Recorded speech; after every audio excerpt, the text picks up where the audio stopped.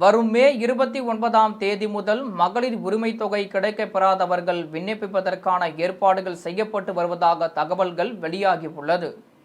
வரும் மே 29ஆம் தேதி முதல் மகளிர் உரிமைத் தொகை கிடைக்கப் பெறாதவர்கள் விண்ணப்பிப்பதற்கான ஏற்பாடுகள் செய்யப்பட்டு வருவதாக தகவல்கள் வெளியாகியுள்ளது.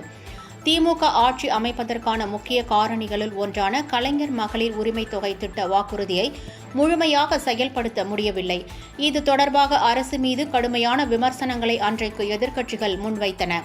ஆரம்பத்தில் அனைத்து பெண்களுக்கும் உதவித்தொகை என கூறிவிட்டு தற்போது சிலருக்கு மட்டும் வழங்குவதா என கேள்விகள் எழுந்து வந்த நிலையில் தகுதியான விடுபட்ட பெண்களுக்கும் மகளிர் உரிமைத் தொகை கிடைக்கும் என முதலமைச்சர் ஸ்டாலின் அண்மையில் அறிவித்திருந்தார். அதன்படி வரும் 29ஆம் தேதி முதல் விடுபட்ட பெண்களும் விண்ணப்பிக்க முகாம்கள் தொடங்கப்பட்டுள்ளதாக தகவல்கள் வெளியாகியுள்ளது. இந்த விண்ணப்பங்கள் உடனடியாக ஆய்வு செய்யப்பட்டு 2 மாதத்திற்குள் அவர்களுக்கு உரிமைத் தொகை வழங்கப்படும் எனவும் தகவல் வெளியாகியுள்ளது.